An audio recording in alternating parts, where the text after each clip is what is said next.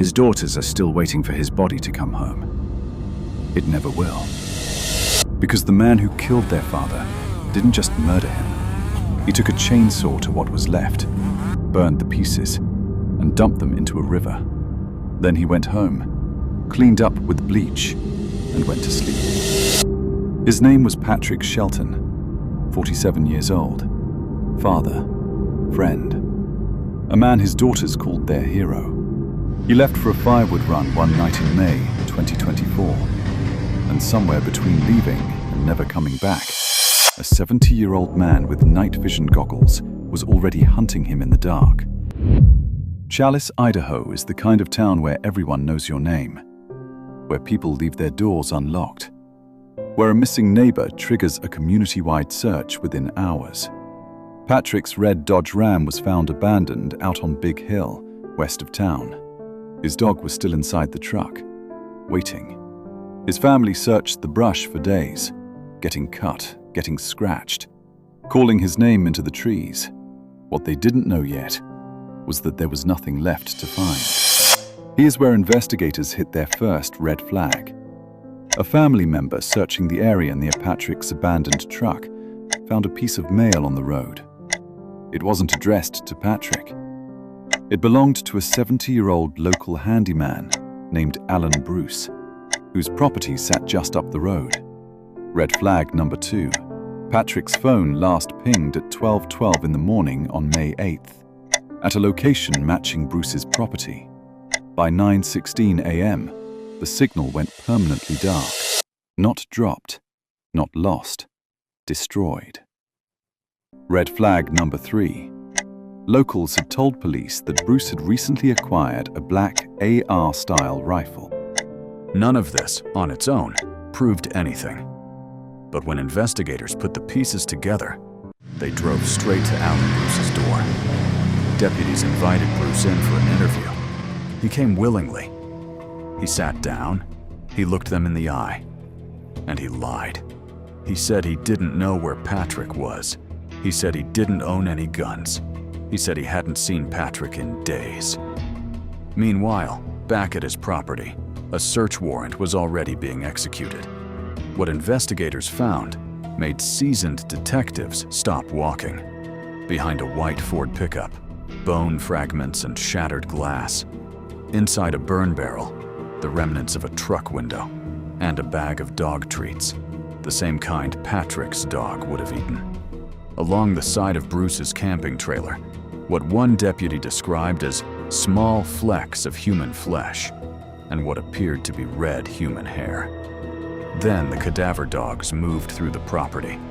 They hit on the burn barrel. They hit on the shop vac. They hit on 3 separate spots in the dirt. Bruce was still sitting in that interview room when everything collapsed around him. Now, here's where this case takes a turn most people don't see coming. Alan Bruce and Patrick Shelton weren't strangers. They had history, a friendship that had corroded into something dangerous. Threats had been exchanged. The tension between them had been building for months. Patrick had allegedly sent Bruce a text telling him to make peace with God. Bruce told investigators he interpreted that as a death threat, that he feared Patrick was coming to kill him. On the surface, it almost sounds like 2 men with a mutual grudge that ended in a terrible split-second decision. But then investigators looked at what Bruce actually did that night, and the word self-defense didn't survive the scrutiny. When Patrick arrived at Bruce's property just after midnight, Bruce didn't call 911. He didn't barricade himself inside. He didn't fire a warning shot. He got in his truck and drove to a friend's house to borrow an AR rifle.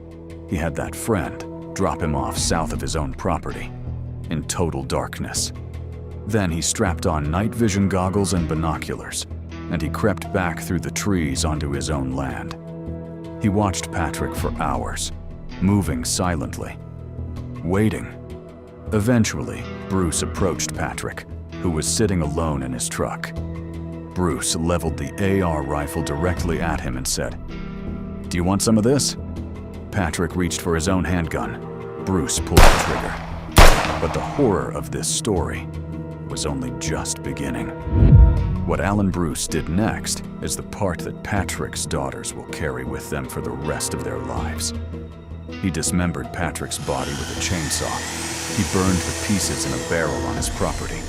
He dumped what remained into the Salmon River in Limhi County.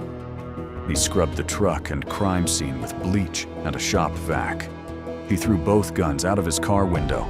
Then he towed Patrick's truck to the Big Hill area to make it look like Patrick had simply vanished on a routine firewood run. When investigators finally asked Bruce why he never called law enforcement after the shooting, he didn't flinch. You shoot, shovel, and shut up. Bruce clung to self-defense through every court appearance. He said Patrick came to his property armed. He said he had no choice.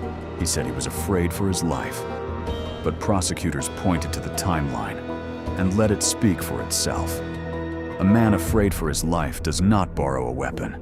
He does not gear up with night vision equipment. He does not spend hours stalking the person he claims he fears. That is not fear. That is preparation. That is a hunt. And the court agreed. One additional detail that never made the major headlines. After his arrest, Bruce sent Patrick's daughters an 18-page letter. In it, he suggested that since he had already disposed of the body, he had essentially done the family a favor on funeral costs. 18 pages. In October 2025, Alan Bruce entered an Alford plea, guilty, while still whispering the word innocent.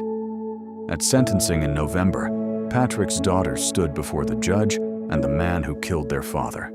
His oldest daughter said there were 100 things she loved about him, that he was larger than life, that he took care of people. His other daughter said she didn't learn her father had been murdered from a phone call. She learned it from a court document.